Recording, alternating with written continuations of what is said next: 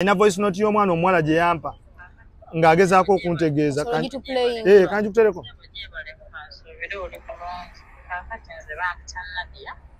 Namanda Fatuma yali yampako ku namba y'essimu ngamba nga njagala kubuuza nti process y'okutambula okujja ye kuwiti etya naye nga bwemba njagala kwetika soka ompulire bwemba njagala kwetika kiba kitya nga sikola mu kiyumba bino ebyokweryamu leka mbeere omuwala ayagala kujja kola ki kwetunda kati sijja kulimba nanyini bizinensi eno yennyini nampa nandikodingira amaloboozi ago nago gawuliriza kyakuwa evidence abaana abo bagenda okujja okukola naffe fine ate tubiteekamu ebintu ebyokugana wange ssente oshegera tubiteekamu ssente kupangisa bifu kubaliisa kubasuza enkesa afunye obuzibu bwonna bwonna gwagenda ku poliisi kuba nga ye abeera nga onaalabirira oba ente eyo ogikamemu amata byonna byonna ebiyingira mu ssente yatunula butuuzi bwakwata musegera naye nga baba bamanyi ate tekamu ssente ennyingi ekifuula ekyo oli wakirabira segera ekifuula ekyo oli wakirabira pangisa flat obimanyi kulya kunyokana te banene we batuwoseza mu biyupa bamukuleetera kati mirimu egiriko ne CV tulina omukulu UG Mike Media bwe mbaleetedde olwaleero omusajja ono obanga abe mutabani wa Abe kubanga ayina engeri gyali mu Abe ennyo mu V tulabanga bu information bwonna obw'omunda ajja nabwo oba yamugambye mutabani wange nze kankuwe full package buli kimu okiraga abantu ogamba otya muganda wange ndi bulungi assalamu alaikum warahmatullahi wabarakatuh wa alaikum assalam warahmatullahi mbabuuzaako ena gye musinzira okubeera nga mutulaba oli otya nnyumba ndi bulungi muganda wange obulamu alhamdulillah nkulaba ekintu ennaku zino kitambuza baali bakusizza empi Jose ani evolved alina we yakubira awo nengamba singa Katonda annyamba n'amutuulako n'obaluka omanyi nadda waliwo otukanga waliwo nakuwa ndoza mwaka guyise nikyakuli ku mutima waliwo otukanga olina fokasinga kunyumirwa ak'obuntu kajje luvannyuma so bwe kyali but otherwise how are you alhamdulillah waliwo omwana yaza n'agamba Rosette oli sima ofiira ku mulimu nga Balobo nabirabye mu comment section Velvet mukyala mukambwe mu just kati nina kumwegendereza bwegendereza kubanga ta entertaining and no sense of course bibera mu mirimu nalabye kubanga bangi bembadde nga nkolako effujjo lyange ligenda maaso naye omukazi ati connections ze nalabye zaalina ate nyina kola bukozi bwenti tambulira ku mugumu naye gwe oli mugumu of course okola nnyo ebintu nga tofokasinze kikinaavaamu ebivaamu ne tubiraba luvannyuma ekikulu kya byonna gummanyi UG Mike Media nga tuvuddeyo ensonga zino eza Abe saaziwa nnyo obudde kubanga saafuna nnyo information emala omanyize ngenda kuyingira mu kintu nga nfunye information akola ki amala naye buli wempita ku UG Mike Media okuscrollinga nga ndaba info yenna gwe nalyetaaze ali okwo nengamba asijja genda kugopa eri bukopi kanonye kamwe nnyini omukulu UG Mike Media abeere nga omukutu ogw'Ennyondo Media naye awaayo ensonga ye abitunyonyole biri bitya era nakiwamu akadde nfune gwe kamwe nnyini Abe omuyita otya Abe sina we muyita but of course omanyi mu fraternity yaffe ey'amawulire eno mwetuli bw'okunama omwana w'obuwala oba omuntu yenna bw'okunama tufaayo nnyo okumanya yakulirawa ani amuzaala tulabe gye yakulira empisa ezo gye yakola ki gye yazijja so Abe BBC bwemala okumwanika of course tukanula amaaso gaffe tutandika okukola ki okumunoonyerezaako toki ne zivaayo nali simumanyi ng'omuntu personally but of course nali muwulira nti nga nakajja mu Dubai nyina bed space emu gye nalimu abawala ne bakomawo nga bava mu bidongo ne bagamba leero tubulazeeko buwala bwa Abe but nga simanyi Abe ki gwe bakola ki gwe boogerako kati bino byonna bwe biguddewo amaloboozi ago ne gaddamu ne gakola ki ne gatandika okureflectinga kwe kutwala obudde ne ngamba nti kantandika okunoonyereza ku Abe ngenda okunoonyereza ku Abe abamumanyi ennyo ne bantegeeza nti Abe yali Uganda awo nga gyakolera atunda masimu. But before nga tanatandika atunda masimu yakolanga ne maama we amanyiddwa nga Hajati Serwadda. Batundanga plastics awo mu kikuubo. Then namala ne yeetengera natandika okubeera nti atunda amasimu awo ku Pioneer Mall. Era abasinga obungi bamuyitanga Kapali. Then bw'ava ku Pioneer Mall awo nga atunda amasimu agava e UK, of course ndowooza abantu be yakonectinga nabo mu kutunda amasimu bamubalira. N'agenda e UK n'atandika okuvuga bus. Ati eyo e UK gy'ava najja n'ayingira wanewa, najja n'ayingira wane Dubai. N'atandika emirimu gye mpola mpola egy'okubeera nti traffickinga. Of course katandikanga ka business akatono ne kagenda nga kakola ki? Nga kakula. Kati gye kaakoma okufuna ekiralu n'akwongeramu ebirungo. N'ayongeramu ebirungo. Yes, yatandika n'abaana nga batunda bayimirira ku kikubo ne beerenga. Yes, kati business bw'ejja ekula n'agamba nti kati nina okukola ki? Nina okukikyusaamu era n'akiteeka ku level okwo mwakikola ki? Kwe mwakirabira. So mu mbeera bw'ekyo. Kati okunoonyereza okwo kwonna nkufuna mu bantu abaali bamumanyi n'abaali bakoze eki? N'abaali bakoleddeyo ewa Abe. So bwe tubiraba ku BBC bitandika ffe ndokola ki? Okutwewuunyisa era bifuuka point of discussion. Abamu ne bamusalira omusango, abalala ne bagamba nti abaana bakola ki? Bagenda okujja nga bakimanyi. So bwe broadcasting emboozi eno ngiteeka ku channel yange anfuna abantu abava mawanga ag'enjawulo bankubira amasimu, abalala baweereza voice note nga bagamba nti bannaaye abantu bangi bankubira amasimu ne baweereza ne voice note ne bagamba musalidde Abe omusango nti abaana bano abaleeta tebakola ki? Tebamanyi. Ne bangamba nze nange ayogera naawe ndi omu ku bakola business nga Abe gyakola ki? Gyakola. Naye abaana tubaleeta bamanyi. Era ne bampa n'obujulizi. Waliwo muganda wange alina ensi y'Abawarabu gy'alimu awo. Alina voice note y'omwana omuwala gye yampa ng'agezaako okuntegeeza. Kanjikutereko.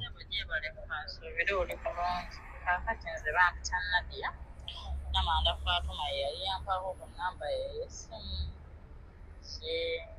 aŋŋamba nga njagala kubuuza nti process y'okutambula okujja ye Kuwait eri etya naye nga bwe mba njagala kwetikka soka ompulire bwe mba njagala kwetikka kiba kitya nga sikola mu kiyumba bino ebyokweryamu leka mbeere omuwala ayagala kujja kola ki? Kwetunda. Kati sijja kulimba nanyini business eno yennyini nandikodingira amaloboozi ago nago gawuliriza. Kyakuwa evidence abaana abo bagenda okujja okukola naffe fine ate tubiteekamu ebintu Uganda wange ssente oshegera tubiteekamu ssente kupangisa bifu kubaliisa kubasuza inkesi afunye obuzibu bwonna bwonna gwagenda ku poliisi kuba nga ye abeeranga onaalabirira oba ente eyo ogikamemu amata byonna byonna biyingira mu ssente yatunula butuuzi bwakwata musa naye nga baba bamanyi ate tekamu ssente ennyingi ekifuula ekyo oli waakirabira ekitegeera ekifuula ekyo oli waakirabira pangisa flat obimanyi kulya kati ate banene we batoloseza mu biyuga bamukuleetera kati mirimo egiriko ne CVs. So kakati omwana applyinga bwe mala okufuna information yeno connections kweziri bwe mala okufuna information yeno nkonfaminga nti 90% abawala abajja okwetunda mawanga g'Abawarabu babeera bakimanyi. Bamanyi. Ebizibu ebisinga nga bibaleetera okujja mulimu guno abamu baba bawukanye n'abaagala baabwe bufumbo. Abalala oluusi babeera balina business batandiseewo Uganda ne zigaana. Abamu baba balina kampani ezireeta abantu ebweru zibabawadde ssente zaabwe nga bagezezaako okujja ebweru ne bigaana emirundi ng'emeka ng'etaano ssente ne bazibba n'atuuka nga talina kyasigaza nga solution yeeyo. Of course tulina okukimanya nti abantu bonna abapanga ebintu by'okujja ebweru 70% abasinga ssente bazeewola bwewozi. Kati bw'abigobako ne bigaana ng'ate alina okuzzayo ssente zeyakola ki? Zeyeewola. Atuuka n'afuna ekkubo ki? Eddala. Abalebera peer pressure mu mikwano gye baasoma nabo ne be bakuze nabo ku kyalo. Nti gundi ali bweru yanzigidde kino kifuna kiralu. Gundi ali bweru yanzigidde agenda kundeeta naye teyamubulidde mulimu ki gwagenda okola ki? Gwagenda okola. Tewawulyako emboozi nange bali bandeese mu bintu biro era nduza bye bimu bintu bya Abe. Era bibanga bintu bya Abe twakuba nali mugezi ekimala. Abana mbabatanga tebamanyize yali mukwano gwange ya connect kuba yanga abatunda kapa gitukola muneza sola kiralo. Ofuna obukadde buna kiri ku 5. Soko joyiribemu odoyo kusomero. Nange ako atokola ki? Nenge nambe singa bwogambye nti 90% baba kimanyi. Baja bamanyi. Kubanga nange nyina abana almost every day funayo nambo ina gamba Rosette kakati mune go in experience so kondire mwa onjera kujja kweria muno bwa experience ya kimwana wange. Mwana amani akugamba nti nze nga ndi mukazi muyiribi. Yuji Mike Media njiri bajonda bamusobola okuba n'obwongo bukola ekintu ekyo. Kugenda mu ntandikwa. Amafumite emboozi naye waliwo n'abalaba agambye nti lwaki kati abasinga bali mu kuwolereza Abe. Tetuli mu kuwolereza Abe wabula tugezaako kuwulya abantu amazima amaki. Era lwo yangambye nangamba Yuji Mike Media omulaba Yuji Mike Media omulaba nti mutabani wa Abe. Wala bagambye nalidde naye problem je tulina mu Uganda buli awendo woza ye abagamba oyo yalya. Same like mu byebufuzi omwavu abawa struggle bwogaggawala yalya.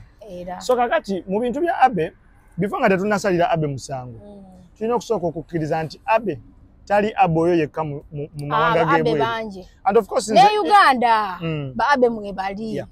Nze issue eno saga discussinga ku Dubai wokka. Njagala discussing globally amawanga gonna naddala ag'abawalabu. Tukuze tukimanyi nti abawala bagende Netherland abasinga babeera bagenze kwetunda. Kito. Tukuze tukimanyi nti abantu abagende Amsterdam babeera bagenze kunywa njaga. Tukuze tukimanyi nti abantu abajje Dubai babeera bazze mu kiyumba kwa Kadama n'abagende Saudi. Kikyengezako kulaga omuntu bw'abeera e Uganda sawa ya lero n'agamba omuntu nti ngenda Saudi oba Dubai kunywa mwenge oyinza okuwakana. Kituufu. Naye ng'ate bw'otuukayo bagunywa. However nti abakkirizibwa okugunywa babeera neki ne license. Same applies ku bintu bino ebyokwetunda. Bye bimu ne spa. Nti Dubai ng'ensi y'abalambuzi. Ekintu kyonna nga kirimu obulambuzi tosobola kyawula n'abakazi because agonna amasanyu gakola ki gatambulira wamu. Naye kye baakola omulimu guno baamanya nti tetusobola gugoba ku bantu but katuguseeko amateeka agagufuga era tuguwe ne license.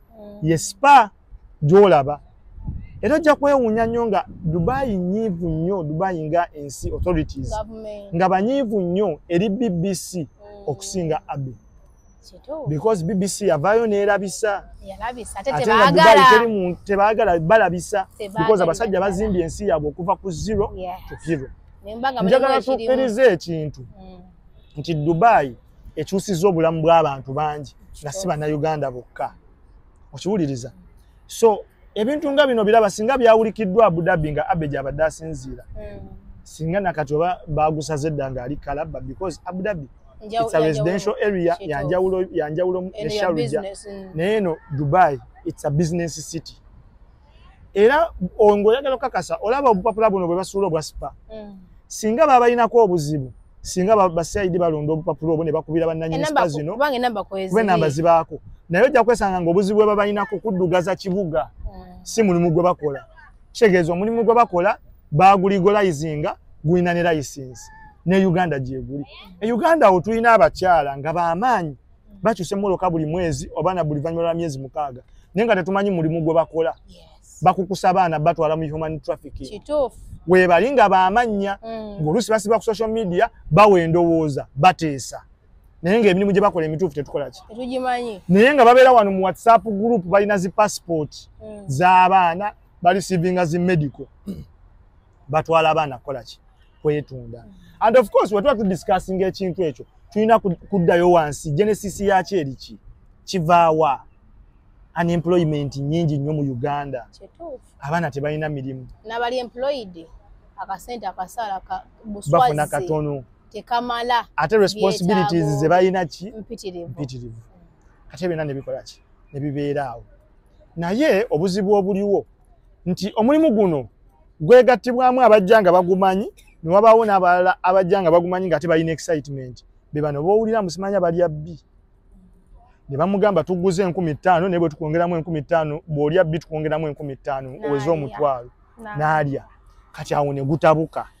Bw'akikola ekintu ng'ekyo of course atula n'agamba bannaye yenza ava mu family ya Reverend Muyingo tuvudde mu family y'abantu abasabi beba owulira ne yeeteka ku kizimbe ne yeetuga ng'agenze mu depression okitegeera takkiriza nti yali mukola ki yali mukola ebintu ebyo and of course mulimu ne babbosa ababi be bayita ba albab era abasinga obungi ku kyebindoza mukimanyi abantu abaleeta abaana abo babakazaako ekyalubabu oluusi babakyajinga sente nnyingi amutaddemu miliyoni 6 omuleeta naye n'asaba miliyoni 25 ng'omwana ono zalina oyo omwana oyo gundi oyo Mariam oyo gwe nakyazakira twali awo ku gundi yakugamba nti omukazi yamukolyako passport n'amukolyako buli kimu naye ebintu ebyo oba obazeebaze mu tebisuka bukadde 4 naye yamugamba yagala emitwalo 3 n'ekitundu egya dirhams sente mmeka ezo nyingi ng'omwana alina okusoka okukola sente ezo alyoka akole kyagenda akola ebibye naye ng'omwana yakaweza omwezi gumu nenga n'okuvundavunza ebitundu by'ekyama omunaje oli onaamukozesa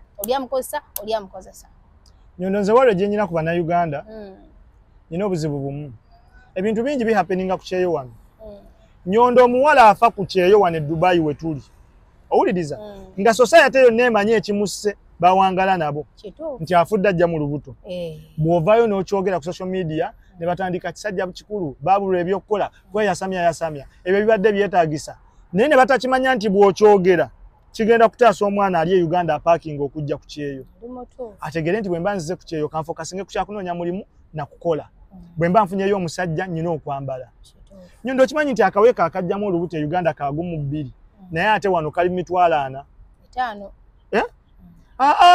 5 mwabakagula eno ku kkubo atano akaweeka akajjamu olubuto wano ku kyeyo ka 5 gwoloza lwaki ka 5 ebiseera ebisinga demand buli weerinnya n'abatunda bongeza ebintu so kakati akaweeka ako kayongezebwa because demand y'amaanyi ate nga waliwo ne possibilities z'okkakozesa ne katakola n'oddayo ng'oyagala akasinga kwaka amaanyi kati bwe lulemeramu ne tudda ku kiri ekyokuba nti yabadde avunze mu lubuto alina complications mu lubuto afudde era nga bw'okyogera ojja n'okyogerako abaana nga bakola ki tuna omwana gwe twayogerako awo no Gloria babbi awummula emirembe ne tugamba abaana ku nsonga y'akagundi akaweta bakateekeyo wansi munabaana kakaweta kyokka nagenda okuba nga akozesebwa abantu abaki ab'enjawulo abaana abeeryamu bakola ekintu kyo n'okola ensobi n'oteekayo akaweta ne bakosanga we baagala onakosa olinakozesa ne kambuka eyo nsobi y'amanyiwo bwe bagamba kubanga kibeera kituufu nga bakola ki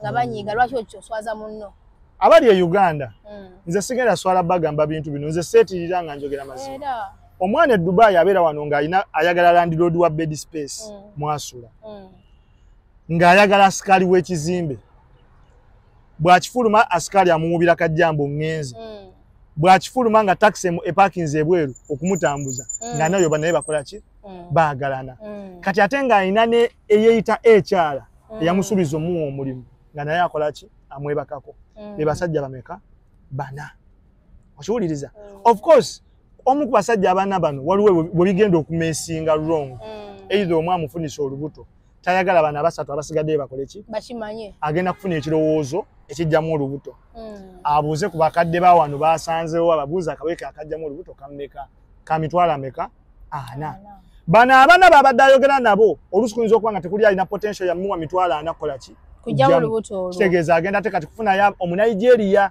ali wiiringa omuwa emitwalo ameka 5 ateetiiririra bw'agamuwa naye ate okugamuwa agenda kusooka akole ki amukozese kati bw'amala okugamuwa agenda akole ki ajjemu olubuto katonda asobola omusaasira ne luvaamu bulungi kati omunigeria ono yamuwadde 5 bagezi balungi nnyo ne mu IT akizuula oluusi bakebera amasimu gaabwe nti abadde amukiitingako yafunako n'olubuto n'alugjamu ne tudda wali nti abanigeria bamukubye ne bamutta omwana n'amala obulamu bwe bwonna bwamaze ku kyeyo nga buli miserable okiwuliriza ne tutandika nze mbyogera because at the end of the day fe tudda muzina ensonga bane tusonde okuzaayo omubiri gwa gundi tusonde okuzaayo omubiri gwa gundi oli mutuufu naye nga Genesis wali waavudde botasonda ne banyiiga gwe njagala weebuze lwaki ku kyeyo tufiirwa nnyo abaana abawala okusinga abalenzi ekyo temukyebuuza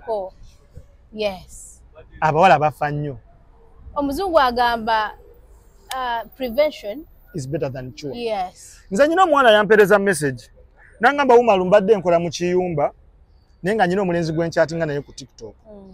Omulenzi ono nangamba mu kiyumba nfuna sente ntono nampa amagezi nveeyo. Bwe navaayo natuukira wuwe. Nensulayo ebyembi nenfuna olubuto. Bwe namutegeezaako oluvannyuma lwa wiiki nti ndi lubuto nangamba mulinde mwafuna omusaala olubuto teluggyemu. Umaru twajjamu olubuto ne lulemeramu natandise okuvundawa mu lubuto. Ekiro ekyakesezza olunaku lwa leero omulenzi ono bazze ne mukwano gwe ne bangoba mu nnyumba. Kati nyine wa mukwano gwange wano we neewogomyeko ndina mu overstay. Bwe bukya ku makya omuwala oyo n'afa nze yategeerako obulwadde bwe bwabadde alina emabega envayo n'enkyatula nti bannayo omuwala ono yafudde naye cause of the death yabadde ajja mu lubuto. Byasama nnyo lalalala ne batamanya nti ebintu ebimu tuba tumanyi genesis yabyo tuba tubinako information. Nabuuza omuwala ofaayo singa nkwata story eno nenjiteeka mu mawulire. Omulenzi ono tumulabise kuba olina n'ebifaananyi bye nangamba saagala maama wange akitegeere. Ogenda kwagala okikweka maama wo naye togenda mukweka mulambo gwo. Togenda mukweka mulambo aga gureceivinga. Ajja gureceivinga. Akaabe. Mu bulamu teri kisinga kuluma maama wa muntu yenna ngakeera ku makya n'oziika omwana wo nnyondo. Buli muzadde aba ayagala omwana we. Buli muzadde aba ayagala omwana we yaba amuziika. Naye Dubai wano tuli mu situation nga kati abazadde baziika abaana baabwe. Bali mukuziika enkya n'eggulo. Okitegeera. Naye ng'obuzibu kwe buvudde, tuvudde nnyo mu tulina excitement, tulina zi competition mu bed space. Gundi afuna omulimu gwa 3. Akwata iPhone. Nze ngenda kugula ddi iPhone nga ndi mu cleaning nfuna renda. N'akola shortcut n'agenda mu bantu abafaananyirize wa Abe gye bafuna 10 olunaku gye bafuna 10 eweek ali ku bulamu bwabo n'abaana tebakimanyi olw'essente ne mukomekereza nga mufudde nga n'esente mbadde mukola ki muyayanira nga tezigenda bayamba. Abawala Abannayuganda muvuma Abanigeria naye njagala tutegeere nti Abanigeria bano bagezi. Abakazi abasajja nkujjira gw'olabyeyo Omunigeria omuwala ayagala Omunigeria ayagala Omuganda omulenzi Omuganda ate abakazi muvumanya abasajja nti basiru naye mwawuliddeko ku mulenzi Omunayuganda nga ayagala omuwala Omunigeria sikinaba kiwulira awe mulina okutegeera nti abalenzi bagezi because Abanigeria bano ebbanga lyomaze mu Dubai wali ogenzeko ku mukolo gwonna ogw'Omunayuganda ng'afumbirwa mu Nigeria. Nze sinakiraba. Kitegeeza laabo tennabaako successful. Naye Abannayuganda abawala bafumbidwa. Kyengamba baba wasizzaako officially ne bakuyita ku mukolo nti guli wali ku mpombo oba ku Urban Foods Restaurant mukwano gw'omuwala afumbiddwa mu Nigeria. Balina abakyala ewaabwe. Waliwo Omunigeria akawasa ono omuwala yakonectinga ku ogenda okusurprisinga Volvo. Nyonda nti kakati njagala nkongereke. Omuwala bagenda ne bagira. Bwe tubanga yawona omwami ennamba yange. Bwe tuba tudiscussinga issues. Nakawulira omu. Anti uliriza bwe tuba tudiscussinga issues eziri national importance oba ezigasa community. Tetusobola kudependinga ku minority. Tugendera nnyo ku majority tosobola kumpa 1%. Ku 10. Okitegeera tosobola kumpa 1%. Ewampomba wasiba wabeerawo emikolo gy'Abannayuganda zinnika. Urban Foods gibeerawo. Wali osanzeko kapo nga Abanigeria Muganda ku Nigeria. Kitegeeza balina families ewaabwe. Kati ne families eze Uganda nazo zireese obuzibu. Musanya abaana bano ku pressure. Okiwuliriza? Mama nobeera eyo gwe ng'olina ekirowoozo nti abaana abo banna be wazaala mu basajja ab'enjawulo muwala wonna kandi ali ku kyeyo yagenda okubaweerera. Okiwuliriza? Nobeera eyo ng'olowooza ekika ne kibeera eyo nti muwala wammwe nakandi gwe mwasindika e Dubai yagenda okubeezaawo ekika. Amalirize ensonga zonna. Asponsalinga okumanyagana agule ebijja bye bali baziika addaabirize amalalo ga buli muntu eyakola. Abaana ne bakomekeza nga bakoze ensobi. Abaana ne bakomekeza nga bakoze ensobi because tebaagala banyiiza. Okiwuliriza? Tebaagala banyiiza. So kakati awo wonna Genesis wakola ki? Wava. Abe sawa ya leero asobola okuba nga ali mu kkomero bataliiyo nti yakwatiddwa naye Abe si ye yekka akola omulimu ogwo wano. Naye ali mu kkomera taliiyo. Abe tali mu kkomera. Tali mu kkomera. Tuyinza okugamba ya. Naye ate tuwulira nti ono omulenzi eyajjako yani Big Bang eyajjako ono gudi akasimu nakati akyali muki waliwo eyabba 70 dirhams nakati akyali muki. Ate ekintu kya Abe tekyabadde. Kwa kyakulabirako ki? Ante ekintu kya Abe. Okubanga saazi nali wabweru. Anti Dubai wano olaba. Omusawo gumuvunaanyizibwako munene. Kati ngenda kulagayo Dubai wano olaba. Dubai wano olaba tebatambuza bintu nga bwe tulowooza. Ebintu byabwe baagala nnyo obujulizi nga tebulabibwako mu bigambo kakati obujulizi bwa Abe bwabadde nnyo mu bigambo kituufu ka video kabadde wasobola okugamba nti nali nkubiddwa nembeera ne high expectation nti diirwe eyo nsobola ogikola naye nga sigisobola abawala sibalina tewaliwo obujulizi bulaga nti abatunda okitegeera ate ne BBC we bekutegeeza ekulaga nti bamaze emyaka 5 nga bakola ki bakinoonyerezaako asobola okuba nga yakivaako kati kankuyenda ekintu ekimu kino kyo kankyogere gavumenti wano ogiraba tewali kikolebwa wano mu Dubai kati kimanyikiddwa akkiriza oba okole ki just bakola ki nina kinadde mpulira nti visa z'Abannayuganda bazigadde biki you people ekintu kye bayita okubaninga abantu oba ensi wano nga mwene ensi ey'ebyobusuubuzi eyimiriddewo ku bizinesi eyo nsonga ntono wano basobola okubaninga Uganda singa Abannayuganda babeera balimu obufere nga olaba bwe bagenda nga mu Bachina era bamanya nti Abachina be baleetera Abannayuganda obuzibu kati bakola ne bagoba Abachina ekirala kisobola obagobesa singa babeera beegase mu kulwana ng'ebijambiya by'aba Nigeria but the fact nti Uganda ekyayimirizawo bizinensi zaayo ne UAE nalabye ka video ka ambassador ng'agamba nti ebyobusuubuzi bya Uganda ne UAE byongedde okulinnya okuva ku biliyoni 15 ze byalimu omwaka oguwedde ne bituukira ddala ku biliyoni 22 simanyi nyinza okuba nga figures nzi mistakeninze but zadde zikulaga nti zambuka oshegeera so kati webabeera batunuulira ebintu bino tebabitunuulira babitunya to the greatest factor waye basinga okufuniramu oshegeera kyengezaako okunyonyola ate basobola kubaninga visa ne batabulirako ambassador tebasobola kubaninga visa ne batabulirako travel companies nedda simanyi batayipinga tapinga ebintu byabwe ne bakola bati ne bafulumya omuntu eyalese ekintu kino yabadde company nkozi ya visa ng'erina bakasitoma bangi abagibanja n'efulumya ekiwandiiko ekyo ng'eyagala kuhidinga awe from pressure gye bagisaako nga ki ng'abantu but all in all embeera egenda edda mu nteeko bati ng'Abannayuganda still tulina okwetunulamu nga tumaliriza abali wano aboogera ku social media essaawa tuyinza okuba tufundikira obulamu bwaffe mu Dubai oyinza okwesanga nze sikyaweza mu myaka 2 nga sikyaweza mwaka oba sikyaweza mu myaka 3 but gwali e Uganda planning okujja naawe omwana eyazze jjo okyalinamu ebbanga so kakati mwekuŋŋaanyiza mutya nga ttiimu mu protecting future yammwe muki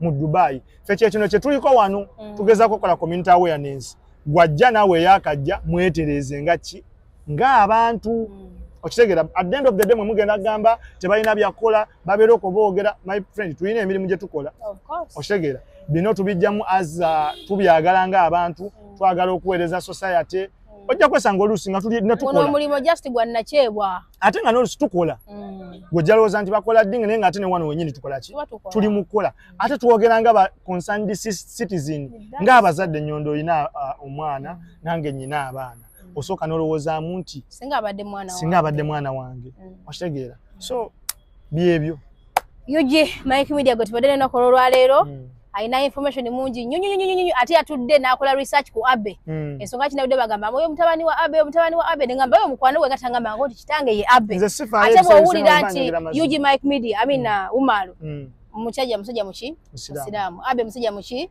oba mukatuliki oba ki byawukanamuuko naye nga nadde nyina okunoonyaako mbuulira ekituufu ddala kituufu oli mutabani wa Abe amawulire gagabye ddala ku soosi wabula okoze research mweno story. Thank you very much tugezaako kyobula abantu batulinamu trust nti bw'obeera otunuulidde era information yonna ebadde ekwata ku Abe nga bw'oteekayo buli video etambula because buli kyoteekayo bakikompeyalinga n'ebiddako nga bituufu sikimanyi abantu bakyasinze bannamawulire bawana bakyasinze ebiseera ebisinga baagala nnyo nze ensoose mukuba nti nze ensoose ne bawa abantu wrong information nakati nyina audio za Abe ze sinata nga saagenda zitandika abe ki ekiriyo nga sinabakola Abe nali mumanyiko mabega mwana we yatunyumizanga naye nga sinafuna gundi ntuufu info mutuufu asobola kola ki bulwashinga I think nze eyasooka ng'ojjeko Sheila Price yakola bukozi video nga agirabye ku BBC nze yasooka okukola story nagikola wasakozi Farouk ekwata ku Abe n'enkuba tochi gye bigenda okuggwera